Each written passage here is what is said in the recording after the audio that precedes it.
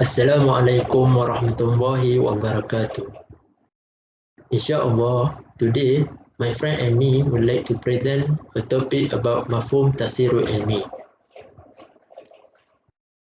First, definition of tafsir. Tafsir in terms of language is mean, reveal and explain something that is implied. Next, tafsir in terms of terminology have several definitions.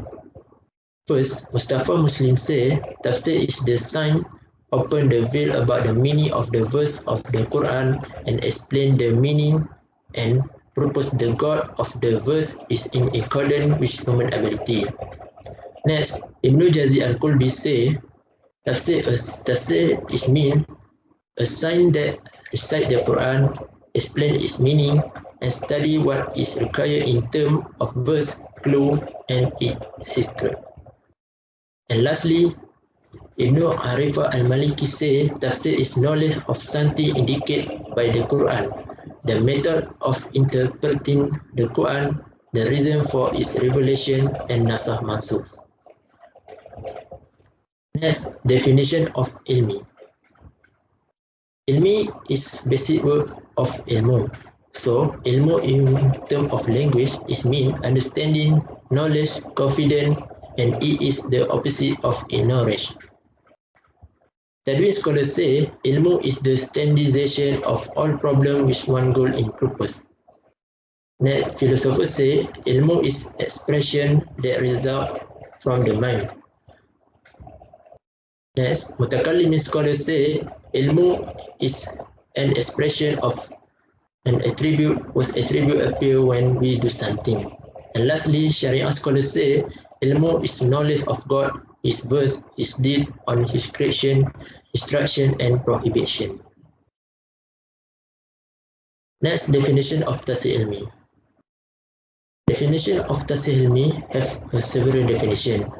Firstly, Fahad Ar-Rumi say tafsir ilmi is ijtihad of Musafir in find the relationship between the verse kauniyah cosmos of the Quran, which the discovery of experimental science aimed at revealing the miracle of the Quran as a source of knowledge that is appropriate and aligned in each time and place.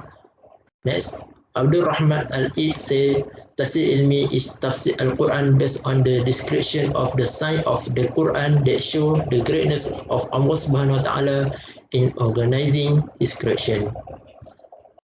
And then Muhammad Hussein Al-Dadhabi say tafsir ilmi is the interpretation done to determine the term of knowledge in the verse of Al-Quran and innately to bring up some knowledge and view philosophy of those verse. So for the conclusion, tafsir ilmi is effort to interpret the verse of the Quran that are correlated with the sign knowledge, experimental sign in order to reveal the miracle of the Quran. Next, we talk about relationship between tafsir ilmi and ijaz ilmi. If we look the graph, we can know tafsir ilmi is not the same as ijaz ilmi, but it is also not an opposite each other. This is because ijaz ilmi is more specific, while tafsir ilmi is more general. The debate on tafsir ilmi is greater than the ijaz ilmi. Difference between tafsir ilmi and ijaz ilmi. Tafsir ilmi is revealing experimental science to explain the verse of the Quran. Meanwhile, ijaz ilmi is state the truth of the Prophet and the Quran as kalamullah, which this matter could not be known by human in the time of the Prophet Muhammad sallallahu alaihi wasallam. Bismillahirrahmanirrahim. Assalamualaikum warahmatullahi wabarakatuh. My name is Ahmad Zulfadli Azim bin Zulkabli and my matrix number is 1181196. And inshallah I will be talking about the development of tafsir ilmi. In the beginning of Islam, not many Muslims who mastered the science of writing and reading, while the Quran that came down among them is a miracle to the Prophet Muhammad, who always invited them to seek knowledge, waking them from sleep on the bed of ignorance. Many verses of the Quran invite the people of Muhammad to use their minds and deepen the science of God's greatness in the creation of the heavens and the earth. The first century of Hijrah is when the opening of Islamic cities has introduced Muslims to new nuances of thought mixed with other religions who have different backgrounds of thought. Thus, there is a process of assimilation between them, and cultural exchange is also something that can add to cultural treasures. The people of that time, for example, Greece, Rome, Iran, Persia, and so on, this development continued until the time of the rise of Islam and the Abbasids in Iraq. One of the famous kings of this dynasty was Harun al-Rashid, a man who had a high commitment to science at a time when many sciences were transmitted from foreign languages into Arabic, such as medicine, mathematics, astronomy, biology, physics, and philosophy. Not only transferring knowledge from the outside, the Muslims of that time could even develop knowledge beyond what was acquired. They could compose books and describe what had never been understood by the ancients.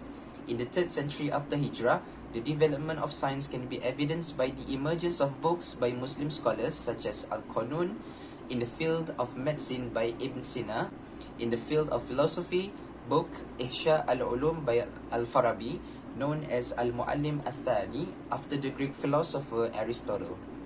So rapid was the development of science among the Ummah or society, arousing Muslim scholars to protect their religion.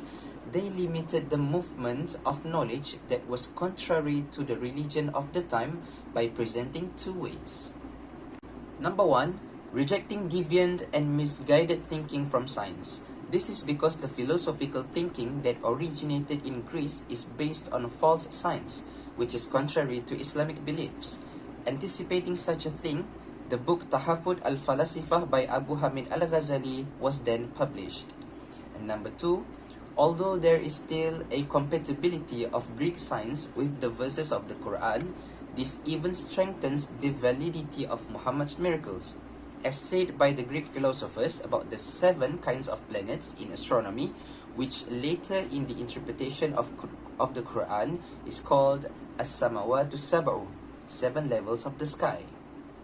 This is the trigger that underlies the development of the method of interpretation of the Quran, which is tafsir, with a special style that attracts the attention of scientists and intellectuals.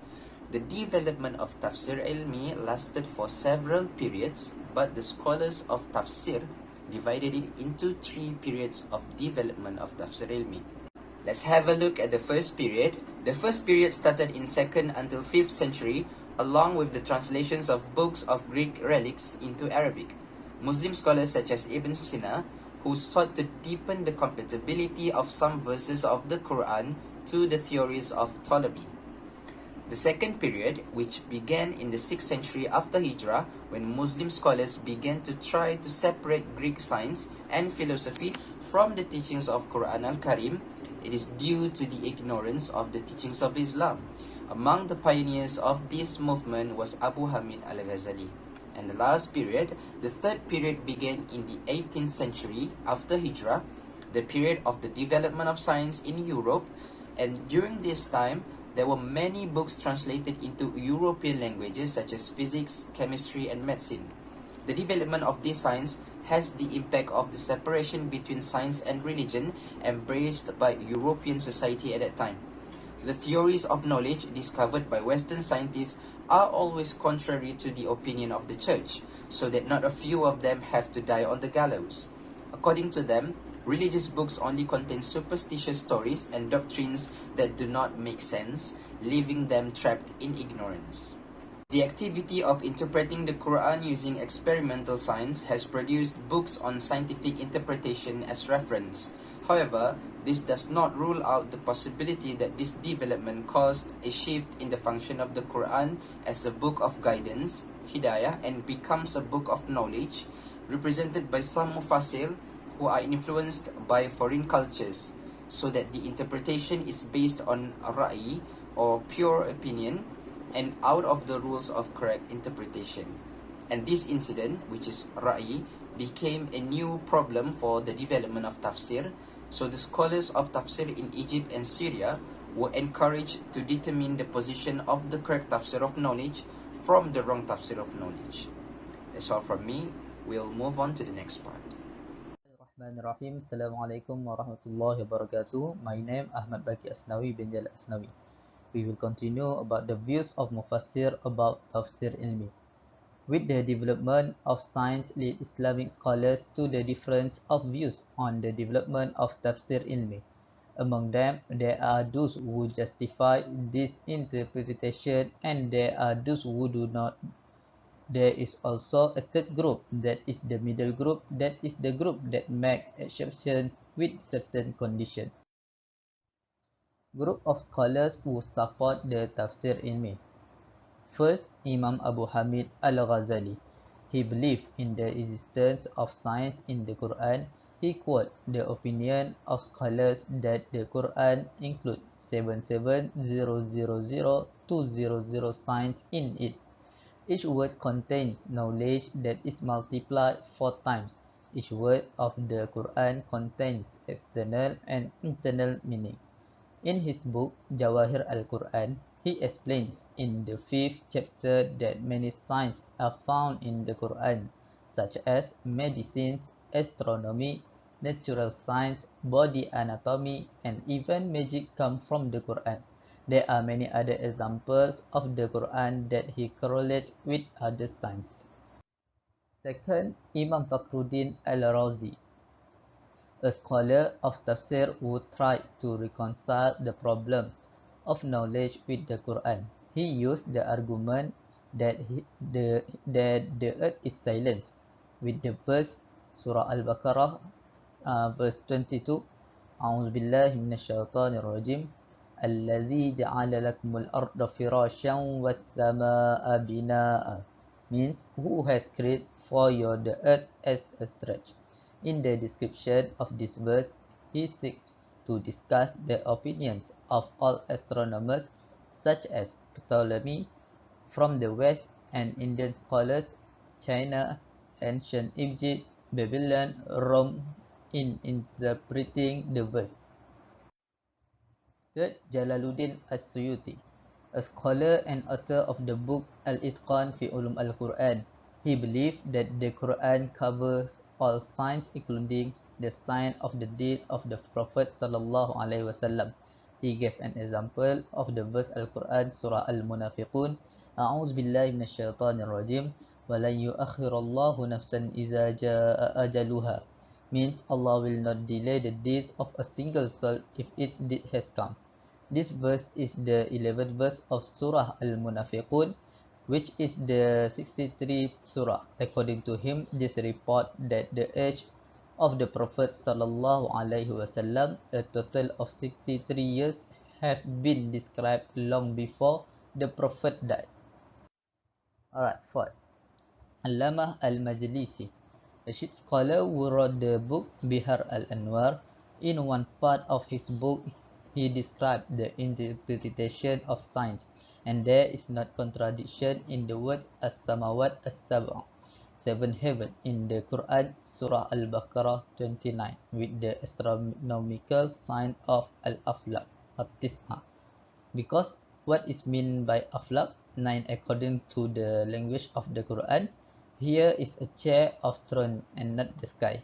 Those who approve of the interpretation of signs have tried to lift signs from the Quran and still argue that the arguments of the Quran cover all the signs that can be achieved by contemplation on its verses that are correlated with various signs. There are also scholars who do not agree with the interpretation of this tafsir ilmi. There are among them Abu Ishaq Ash-Shatibi, an Andalusian jurist of the Maliki school, argued that science was actually known by the Arab community before the revelation of the Quran, such as astronomy, meteorology, and geography, medicine, rhetoric, divination, and witchcraft.